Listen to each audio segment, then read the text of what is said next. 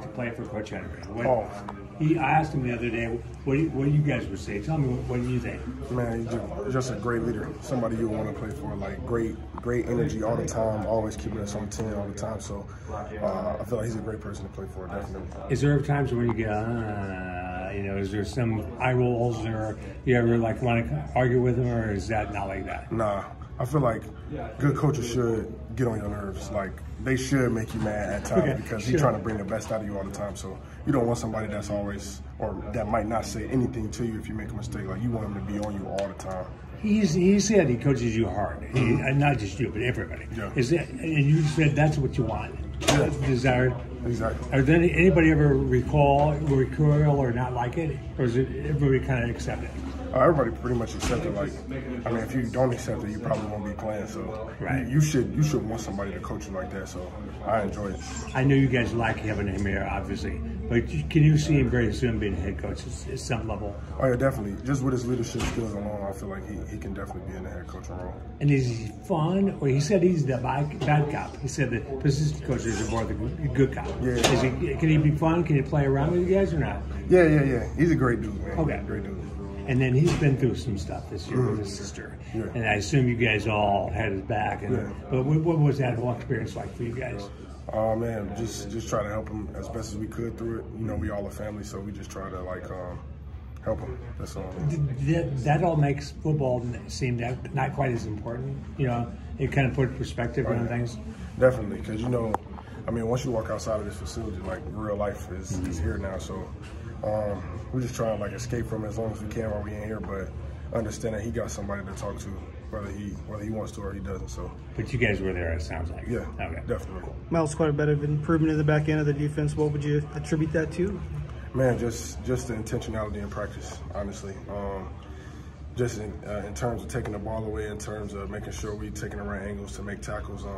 Everything is just the intentionality. Our practice is great, so that's how it has to be all the time, and energy, everything.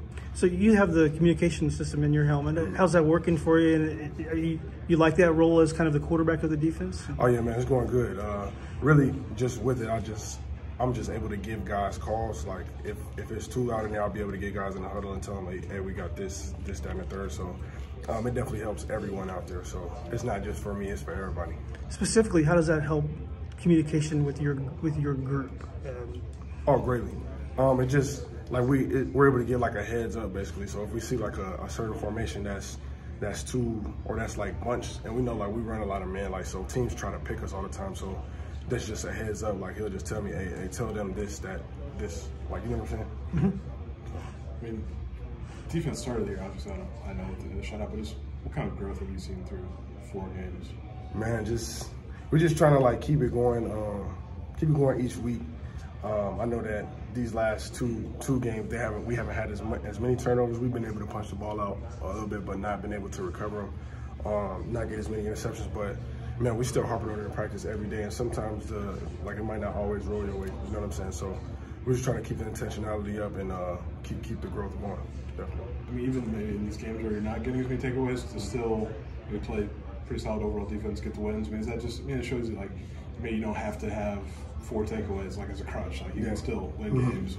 Yeah, it feels good, but we don't want to rely on that. You know what I'm saying? We want to take the ball away, and it just shows that this game is complementary. So if our offense can pick us up, that's great. And sometimes our offense needs us to pick them up. So it just all works hand in hand. So what kind of challenges does this Penn State offense pose to you guys this weekend? Oh man, they got a great quarterback, great running backs as well, great tight end. O-line's pretty solid, and the receiver. So I mean, we got our hands full with Penn State, but I feel like it's more so they must prep for us rather than we're prepping for them. So we want to be on the aggressive. We want to be the aggressors. You know what I'm saying? I guess what do you think that you guys do that maybe keeps other teams up at night? Thinking we gotta be ready for this. You know, tell them. Man, just they don't know what we in. We just the pre-snap disguise. Just the amount of pressure we seeing. Man, and all the dudes that we have from the front to the back, whether it's on the D-line, the linebackers, in the secondary, even 2 deep, guys that might be on the bench that might come in. We just got a lot of guys everywhere. So, and then our camaraderie, just the chemistry that we got, it makes us even that much tougher on defense. Tell me about your path from, I believe you were preferred walk-on originally, right? From preferred walk-on to starter and now one of the leaders of the defense. Just tell me about that road for you. Man, it definitely, you don't forget those times that you are walk-on or the times that you are going through those things and trying to build a name for yourself. But I just keep that same hunger every day. Like, I don't lose it just because I'm starting now. Like, I still have the same mentality I had when I was a guy trying to prove myself. So I feel like that's just the biggest thing. Man, I feel like it looks different to the outside world. Of course, they probably didn't know who I was probably like 2 years ago, or maybe even last year. But I just try to keep doing the same thing, keep my head down, don't listen to nothing. That's none of the outside noise, and just keep it moving. The end of that Nebraska game, that overtime possession, just from your perspective, what did you see maybe that allowed the defensive front to get in there, sack that one 3 times? Honestly, I have no idea, but I mean, them dudes, they've been setting up moves the whole day, and then we just knew that if we got into a 4-quarter game with Nebraska, it was going to be in our favor because they really hadn't played a full game yet. Like, they were sitting their starters in the second half, and each game they had played. So we knew once we got into overtime, like, this was our chance to truly win. So, man, them guys just ate up front. Like, them guys picked us up. The guys on the D-line picked the secondary up. That was good to see, great to see. You mentioned complementary football with the offense and the defense, but does that exist within the defense too? Or maybe you got the guys in front getting pressure, you guys in the back end, no takeaways? Yeah, and even with us getting takeaways in the early games, like, the D-line is the ones who's, like, putting the pressure on the quarterback to force takeaways. So it all works hand-in-hand. Pass rush and coverage works hand-in-hand. Just being able to go on the road and, you know, take what you guys have done at home on the road in a big time environment. I mean, how much does that add to the confidence you guys are playing with?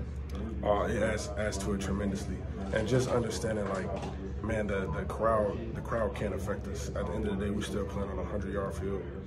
It's 2 sidelines, like, you know what I'm saying? It's the exact same field we've been playing on since we was kids. So you don't try to look at none of the outside factors really. Obviously, it's a challenge for the offense playing on the road, but is there anything different defensively you guys are talking about? Nah, just going in prepping each day. That's all. I know we talked about this before, but Coach Bielema mentioned again, like the 3 safeties, including the nickel and that. Like, so it kind of reminds them of what they've had here in the past. I'm assuming you meant 2022. Why do those positions have to be on lockstep?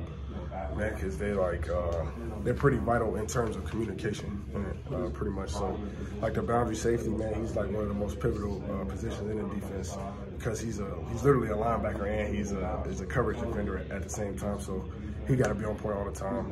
The nickel, that's one of the hardest places to play man coverage on the defense in general. In any defense, it's hard in the slot because you can get literally any route. There's so much space.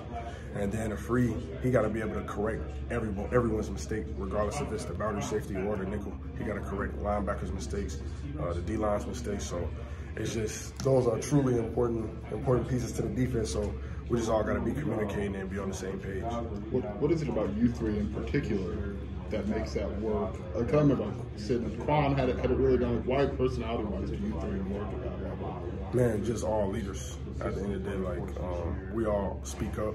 We all make sure that everyone knows what's going on the defense and just communicating in general. So I feel like that's why us 3 are in those positions right now.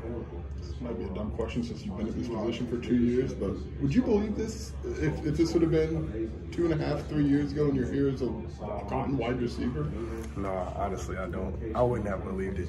I truly didn't think that I was going to be playing defense at all, but, like, now that I'm here, I just make the most of it. So all those days where I used to go put in extra work doing receiver drills and stuff, I just flipped it and do defensive back drills now. So it's the same grind. I still got the same love for the game that I had.